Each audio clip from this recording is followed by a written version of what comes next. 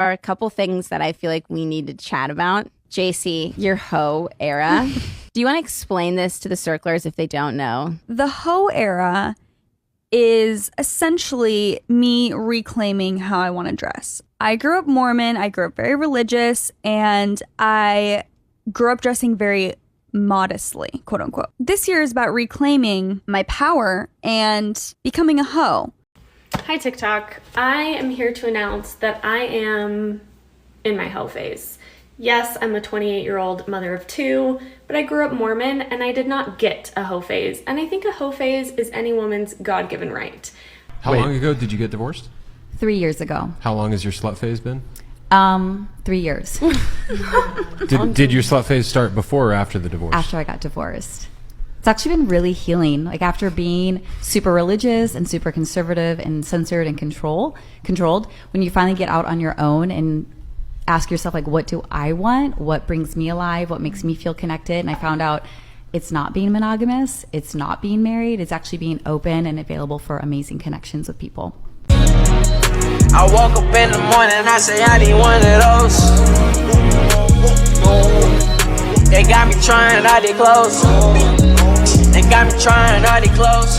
I swear to God, I never wear a dress. What's good, YouTube? Whenever wherever you're watching this video, I appreciate you for spending your time right here, right now. In today's video, I'm going to be explaining how women will use and manipulate handsome men during their whole phase. Before we get into the video, I want to say I appreciate all the new supporters, all the supporters who've been there from the start. Welcome to the channel if you're new, and let's get straight into this. First thing first, guys, before I dive into the topic of how women will use and manipulate handsome men during their whole phase, we need to realize something and gain some understanding. Typically, when men and women are going through life, they're going to reach a stage where they go through a point of rebellion. Now, typically this happens with teenagers, but it can also happen with people in their 30s, 40s. Maybe this person went to school, got a job, did everything their parents said they should do, and stuff didn't still work out for them in life, so they might rebel. Typically, human beings, we reach a point in life where we decide to rebel. And usually when we rebel, it's to find who we are, it's to find our identity, and to remove ourselves from what our parents told us we were. It's basically just a young man or a young woman trying to find themselves and find out who they are besides what their parents has told them. Typically, like I said, this happens through your teenage years, but it can also happen in your early 20s, late 20s. Really, it happens anytime where the rebellion feels it's necessary to come into place. It can happen after a breakup, it can happen after a family member passes away, but every human being reaches a point in life where they decide to rebel.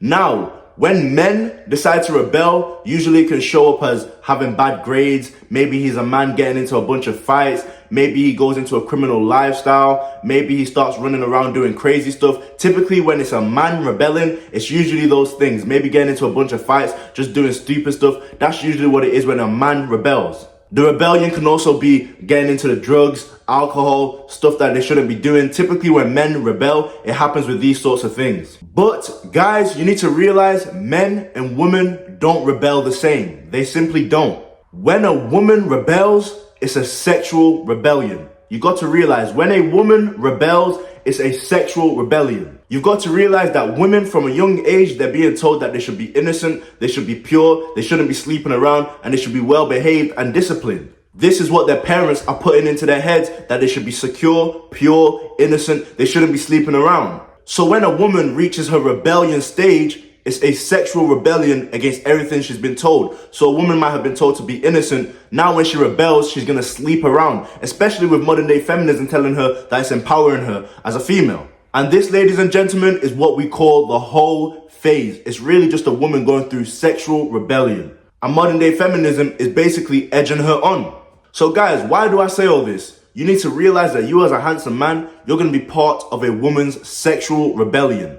So guys, typically, if a woman's got traits of being a promiscuous woman and you can see the signs, you can see the red flags, guys, listen and pay attention. Do not take women like this serious. You need to realize you are a pawn. You are just someone who's part of her sexual rebellion. She doesn't really feel any way towards you. She just wants to use you as part of her sexual rebellion so she can go against the stuff her parents have told her. And she's got modern day feminism right there telling her she's doing something that's empowering her. Because typically, handsome guy, he might meet a good looking woman who's going through that whole phase and he might start catching feelings, not realizing you're just part of her sexual rebellion. Men and women, we all rebel at some point in life.